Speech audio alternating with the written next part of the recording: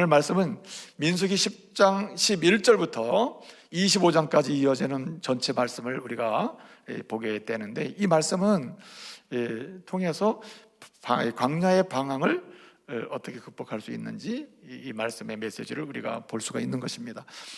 여러분, 드디어 이제 이스라엘 백성들이 시내산에서 모든 준비를 끝냈습니다. 우리 하나님께서 이제 출애굽한 지 2년째 2월 1일 되는 때에 이스라엘 백성들로 하여금 준비해라, 그래서 준비를 시키죠. 준비의 내용인즉 여러 가지가 있습니다만은 핵심은 광야 생활에서 승리하는 세 가지 원칙을 이제 알려주는 것입니다. 지난주에 말씀을 드렸듯이. 그리고 이제 준비된 상태에서 10장 11절에서 원래 이제 성막을 중심으로 움직인다 그랬죠. 성막의 그 위에 있던 구름 기둥이 하늘로 쫙 올라가면서 이동을 시작하는 거예요. 그 구름 기둥 따라서 이스라엘은 가는 거거든요. 미리 좌표를 찍고 가는 게 아니라 구름 기둥이 인도하는 대로 가는 거예요. 내려가면 내려가고 올라가면 올라가고 직진하면 직진하고 옆으로 가면 옆으로 가는 거거든요. 그래서 이제 성막에 있던 구름 기둥이 쫙 올라가서 이동을 하니까 이스라엘 백성들이 이제 따라서 광야 행진을 시내산에서 본격적으로 이제 시작을 하게 된 겁니다. 궁극적인 목적지는 가나안 땅이죠. 약속의 땅인데 이동을 시작하게 됐어요. 이제 시작을 했는데 이제 10장 11절에서 구름기둥 따라 이동을 시작했고, 10장 12절을 보게 되면 드디어 도착했다. 어디에 도착했느냐? 시내산은 이제 시내강야입니다. 시내강야를 출발했는데 그들이 도착한 곳은 바란 광야다, 이렇게 말씀하고 있습니다. 13장 1절을 보게 되면 13장 1절에 우리 하나님께서 말씀을 하셔요. 이제 바란 광야 가데스 바네에 도착했는데 너희가 여기 머물면서 너희가 들어갈 가나안 땅을 정탐해라, 이렇게 말씀하십니다. 그래서 13장 1절 2절에서 이렇게 얘기하면, 2절에서 각 지파별로 지휘관 대표자 한 명씩 뽑아가지고 12명을 정탐꾼으로 보내라, 이렇게 이야기합니다. 그래서 우리 모세가 하나님 말씀대로 12명을 뽑아요. 대표적인 인물이 누구겠어요? 여러분 잘 아는 대로 유다 지파를 대표한 사람이 갈렙입니다. 에브라임 지파를 대표한 사람은 여호수아입니다. 그리고 나머지 이제 10지파도 다 한 명씩 뽑아요. 그래서 12명을 해서 이제 보냈거든요. 그래서 이제 13장 17절을 보게 되면 이제 모세가 뽑은 다음에 이 12명을 너희는 정탐해라, 가서 올라가서 정탐하라, 이렇게 이야기를 합니다. 정탐해라 하는데 18절에서 이렇게 얘기합니다. 너희가 정탐을 하는데 뭘 정탐하느냐? 올라가 가지고 가나안 땅이 이게 거기가 강한지 약한지를 정탐하고, 그 사람들이 많은지 적은지도 정탐하고, 그리고 땅이 좋은지 나쁜지도 정탐하고, 거기에 곡식이 뭐 있는지 없는지 정탐하고, 올 때는 그 좋은 땅에서 제일 좋은 실과를 가지고 와라, 좀 실물 교육 좀 하게, 이렇게 해서 이제 보낸 겁니다. 그래서 며칠을 정탐했죠? 40일을 정탐했습니다. 가서 40일 동안 구석구석 돌아보고 정탐하고 온 거예요. 그래서 13장 25절에 보게 되면 갔다 와서 이제 보고를 합니다. 보고를 하는데 이 25절에서 이제 보고를 할 때에 이 10명의 정탐꾼이 먼저 보고를 하는 거예요. 10명의 정탐꾼이 보고를 하는데 진짜 가보니까 젓가락꿀이 흐르더라, 끝내주더라, 여기 봐라, 우리가 가져온 실과가 이거다, 대단하거든요. 이렇게 보여줬습니다. 사람들이 얼마나 좋았겠어요. 젓가락꿀이 가보니까 젓가락꿀이 흐른다, 실과가 이런 거다, 막 실물 교육이 되니까 얼마나 감동이 됐겠습니까? 그렇게 해서 이제 26절 27절에서 보고를 아주 멋있게 해줍니다. 그런데 이제 28절에서 13장 28절에서 그러나라는 말이 나와요. 그러나 뭐라 그럽니까? 이렇게 젓가락꿀이 흐르고 끝내주는데 그러나 무슨 말 하겠어요? 그러나가 나오면 좋음의 반대는 나쁜 거니까 그러나 하면서 하는 얘기가, 그 사람들 그거 보통이 아니더라. 가보니까 일단은 좋은데 일단 그 사람들 대단히 강하더라. 엄청나게 강한 사람들이야. 그 다음에 두 번째는 굉장히 견고해. 성읍도 견고하다, 모든 게 다 견고해. 그냥 쉽게 무너질 그런 곳이 아니에요. 아주 견고해요. 세 번째 뭐라 그러냐면 힘이 크다 그랬습니다. 따라합시다. 힘이 크다. 힘이 큼이라 이렇게 했으면 28절을 보면, 그러니까 이 말을 적극 꿀이 흐른다, 이것 봐라 실물교육까지는 감동이 됐어요. 그러나부터 사람들의 마음을 막 흔들어 가지고 막 절망하게 만드는 겁니다. 10명의 정탐꾼이. 여러분, 이 히브리어 중에 메우드라고 하는 말이 있는데, 이 메우드라고 하는 말은 대단히 크다는 거거든요. 크다, 엄청나다, 아주 뭐랄까, 아주 최고, 아주 대단한 이런 상태거든요.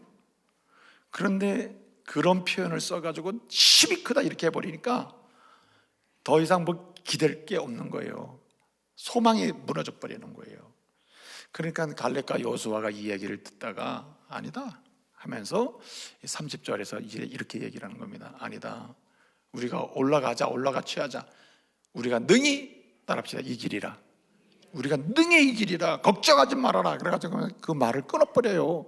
그러니까 31절에서 10명의 정탐꾼이 또 이구동성으로 얘기하는 겁니다. 아니야, 올라갈 수가 없어. 올라가 봐야 안 돼. 그 땅 차지하지 못해. 그러면서 결정적인 그 이스라엘 모든 백성들의 가슴에 결정적인 아주 못을 하나 박아요. 그게 뭐냐면 13장 마지막 절에서 우리는 그들 앞에 어떤 사람이냐, 메뚜기야. 비교를 하면 메뚜기야. 더 이상 설명이 필요해? 이렇게 돼버리는 거예요. 그러니까 완전히 좌절하는. 그래서 14장 1절, 오늘 우리가 읽은 본문입니다. 14장 1절 어떻게 합니까? 그래서 사람들이 이 말을 듣고 완전히 주저앉은 거죠. 밤새도록 통곡했다고 했습니다. 밤새도록 막 잠도 안 자고 잠이 안 오는 거죠. 그냥 인생을 걸고 여기까지 왔는데 이게 뭐냐고 막 밤새도록 울면서 14장 2절에 우는 걸로 끝났으면 그나마 다행인데, 모세와 아론을 향하여 뭐 했다 그랬어요? 원망을 하면서. 이게 원망이라는 말은 온갖 모든 의미가 다 들어있는 거예요. 그냥 왜 그랬어요? 왜 들고 왔어요? 이 정도가 아니에요. 한마디로 거기 뭐 죽이고 싶다, 당신 같은 사람 쳐다보기도 싫다, 애초부터 따르는 게 아니었는데, 뭐 이런 모든 의미가 다 들어있는 거예요. 원망이라는 게. 네? 이렇게 막 엄청난 일이 벌어진 겁니다.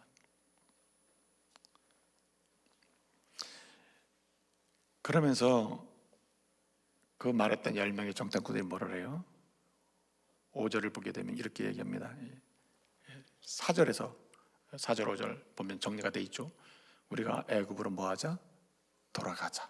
이렇게 얘기해요. 우리가 돌아가자. 우리가 돌아가는 길밖에 없다. 돌아가는 길밖에 없다고 얘기해요. 여러분, 그때 어떻게 얘기합니까? 8절을 보게 되면은 7절에서 이 여호수아와 갈렙이 이렇게 얘기해요. 그 땅은 진짜 아름다운 땅이다. 약속한 대로 아름다운 땅이야. 땅이다. 그러면서 8절에 이렇게 얘기합니다. 하나님이 우리를 기뻐하시면, 하나님 우리를 기뻐하시면 우리를 인도하여 들이시고, 따라합시다. 그 땅을 우리에게 주시리라. 주시리라고 얘기해요. 그 땅 우리에게 주셔. 염려하지 말아. 그들은 우리의 밥이야. 뭐 이렇게 막 얘기를 하는 겁니다. 근데 여러분, 그 다음에 어떤 일이 벌어졌습니까? 10명의 정탐꾼뿐만 아니라 이스라엘 백성들이 여호와가 기뻐하시면 우리에게 주고 우리를 그 땅을 우치하게 할 거다. 걱정하지 말아라. 심지어는 뭐라 그랬습니까? 9절 하반절을 보게 되면 이런 말도 했어요. 왜 걱정하지 말아야 되느냐? 여러분, 하나님께서 이스라엘 백성들에게 시내산에서 언약을 세울 때 주시는 은혜의 신앙이 뭐냐면 임마누엘이거든요. 내가 너희를 구원했다. 앞으로 내가 너와 평생 함께한다. 끝까지 함께한다. 이거 제가 말씀드렸습니다. 임마누엘. 그러니까 그 임마누엘 신앙을 고백하잖아요. 14장 9절에 뭐라 합니까? 하나님 우리와 함께 하시리라. 걱정하지 말아라. 이렇게 얘기해요. 신앙 고백 아닙니까? 이렇게 멋있는 신앙 고백을 해서 용기를 줬는데 그 사람은 이런 말 안 들려요. 뭐라고 합니까? 말이 필요 없어. 당신한테는.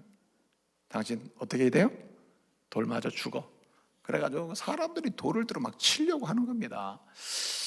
여러분, 웬만한 사람은 돌로 치려고 합니까?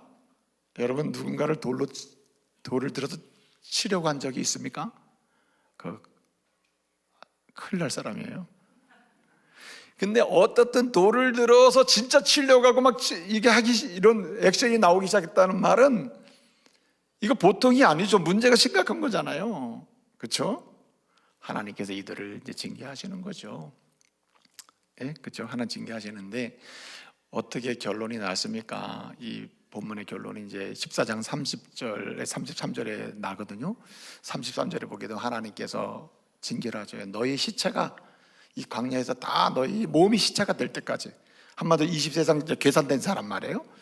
시체가 될 때까지 너희가 이 땅에서 따라합시다. 너희가 방황하는 자가 되리라. 방황하는 자가 되리라. 방황하는 자, 방황하는 자가 되리라. 이렇게 말씀하신다니까요. 이거 엄청난 저주죠. 책망이죠. 방황하는 자. 그리고 34절을 보게 되면 이렇게 말합니다. 정탐을 40일 했으니까 하루를 1년으로 계산을 해가지고 앞으로 40년 동안 이 땅에서 광야에서 방황하리라 이렇게 말씀하십니다. 오늘의 말씀이에요. 자, 여러분 보세요. 여러분이 광야 같은 인생을 지금 살고 있어요. 방황한 적 없는 사람 손 들어보세요. 없죠?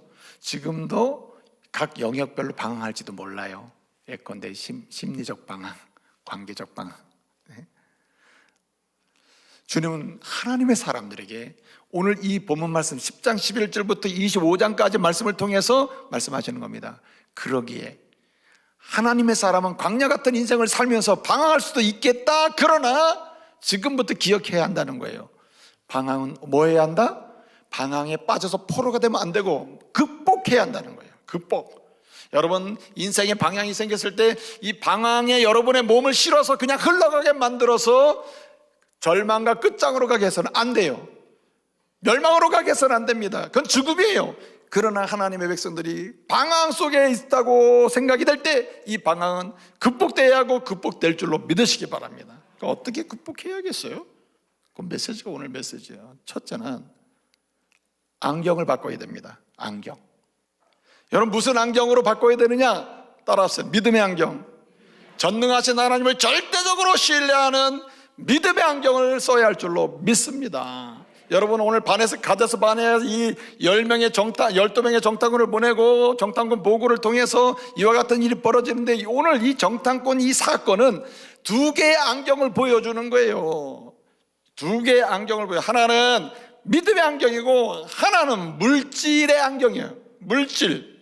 그래서 이거 고상한 말로는 유물론적 사관 또는 유물론적 안경이다 이렇게 이제 말할 수가 있어요.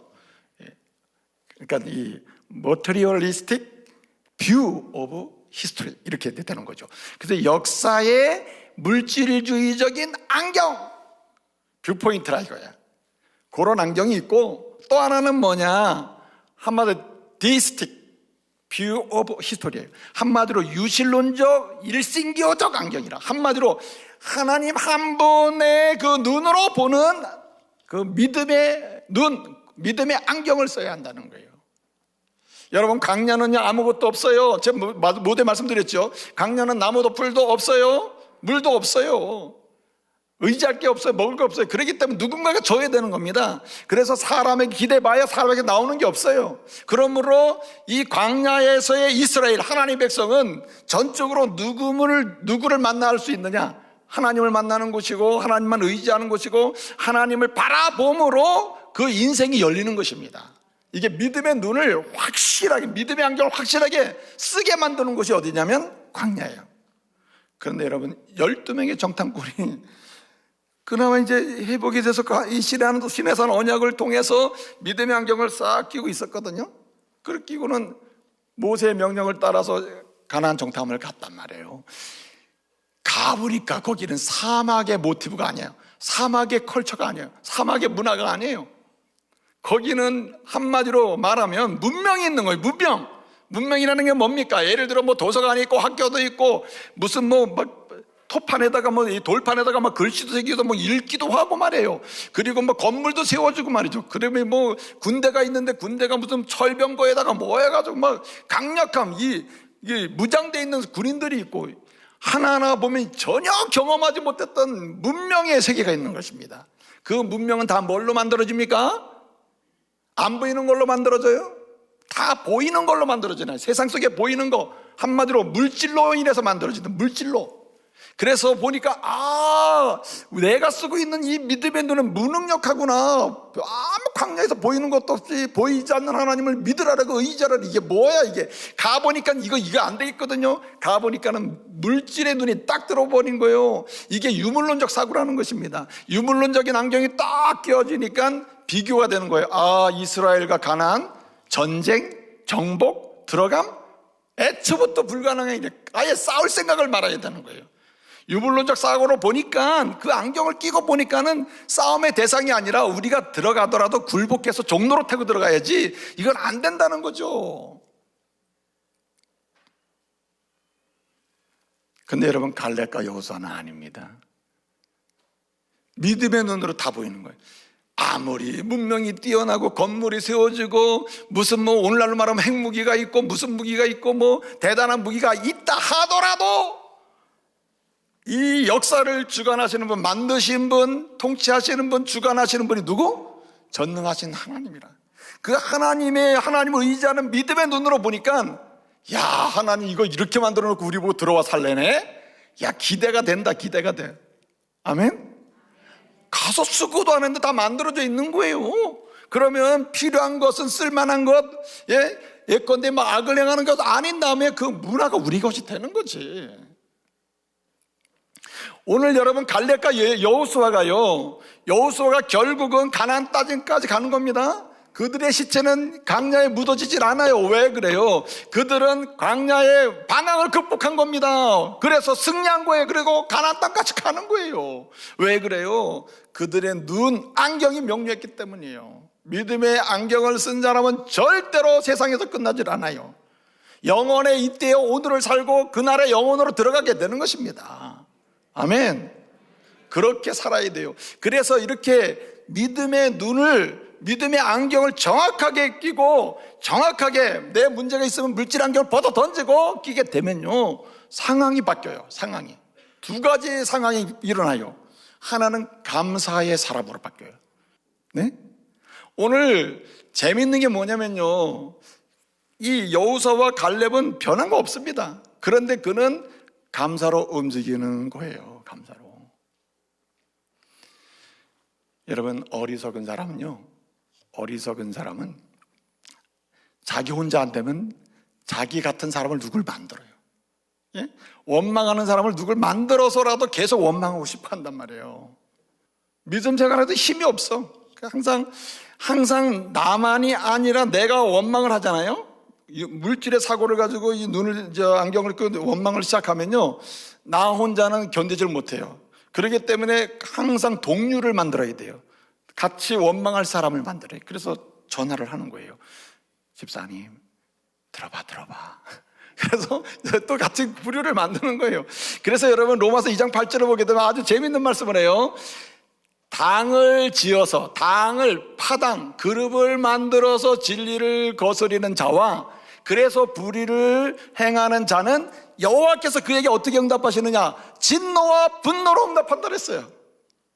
이게 무슨 말입니까? 물질의 눈을 가지고 하나님의 교회를 움직이려든가, 물질의 안경을 끼고 가정을 막 흔들어 내려고 한다든가, 하나님이 정리를 하신다니까.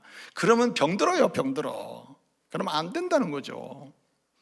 또 한 가지는, 여러분, 이렇게 믿음의 안경을 딱 끼잖아요. 물질 안경 벗어 던지고 믿음의 안경, 하나님 주신 안경을 딱 끼면은 이게 강야 모티브인데, 강야는 이 안경밖에 쓸 수가 없어요. 이 안경을 써야 견디는 거거든요. 이 안경을 딱 끼게 되면 그 다음에는 내가 연약한 게 보여요. 나 진짜 강야에서는 나 혼자 안 되는구나 막 보여요. 여러분, 오늘 우리가 14장 읽었는데 12장에서 모세를 향해서 이 미리암과 아론이 왜 당신만 지도자냐, 우리도 같은 형제로서 우리도 예언도 할 수 있고 다 할 수 있다, 이렇게 막 대들거든요. 안 해도 될 일을 하는 거죠. 하나님이 징계를 하시죠. 미리암이 나병이 걸리죠. 재밌는 게 여기 차이가 있습니다. 자, 그런데 미리암과 특별히 아론에 관한 얘기인데, 아론은 대제사장이잖아요. 대제사장이 역할을 하는데 아론이 그랬단 말이에요. 대제사장이 그럴 정도면 일반적인 사람들이 얼마나 방황할 가능성이 있다는 얘기예요. 근데 이 사람이 말이죠, 그리고 나서 어떻게 됐습니까? 딱 보니까 이거 물질 안경이구만, 유물론적 안경 끼는 사고구나 하고 대제사장으로 마땅히 껴야 될 믿음의 안경을 딱 믿음의 눈을 딱 뜨고 믿음의 안경을 딱 껴보니까는 아이고야, 내가 이거 보통 큰 잘못한 게 아니구나. 그리고 하나님의 바로 회개한다니까요. 안경 끼면 달라져요, 안경 끼면. 그러나 여러분, 우리가 잘 알다시피 말이에요, 우리가 잘 알다시피 16장 17장을 보게 되면 거기에 고라 자손의 이야기가 나와요. 고라, 그 다음에 뭐 아비람 뭐 이런 사람들이, 다단 이런 사람들이 당을 만들어 가지고 이제 모세를 공격하거든요. 이 고라가 한 250명의 족장들을 막 데려가지고 이제 반란을 일으킨단 말이에요. 그런데 모세가 어떻게 하죠? 믿음의 안경을 낀 모세가 믿음의 안경 껴라, 그리고 돌아와라, 기회를 줍니다. 기회를 주는데 이들이 안경을 안 바꿔요. 안경을 유물론적 사고로 내가 당신의 그 권위, 당신의 자리, 내 자리가 될 수 있다고 하는 이 물질적 사고를 가지고 딱 쳐다보니까 안 바꾸는 거예요. 그러니까 어떻게 됐습니까? 땅이 그들을 삼켜버렸어요. 이게 뭐의 차이예요? 아론은 살고 왜 그들은 죽나요? 똑같은 행동을 했는데 그들은 안경을 끼고 회개했느냐 안 되느냐. 그러니까 안경을, 믿음의 안경을 딱 끼면요, 지극히 작은 것도 연약함이 다 보여. 아유, 내가 참 이런 상황이 아니구나. 그리고 회개의 자리로 나가게 됨을 믿으시기 바랍니다. 이게 중요해요. 그래서 연약함이 보인다는 거죠. 회개란 항상 자기 연약함을 확인하는 거거든요. 그래서 여러분, 고린도전서를 보게 되면 사도 바울이 자기를 얘기해요. 고린도전서는 고린도 교회를 향한 사도 바울의 편지인데, 사실 바울 같은 경우에는 누구도 범접할 수 없을 만큼 대단히 위대한 인물이잖아요.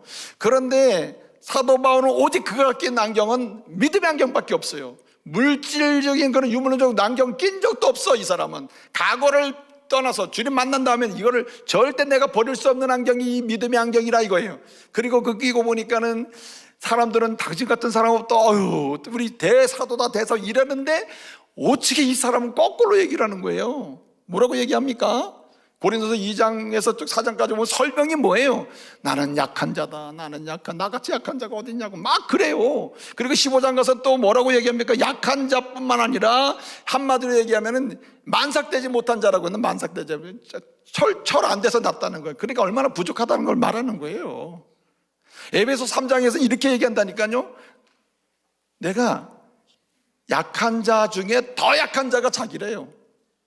이게 무슨 안경 끼니까 이렇게 사람이 변합니까? 믿음의 안경 끼니까 그러는 거예요.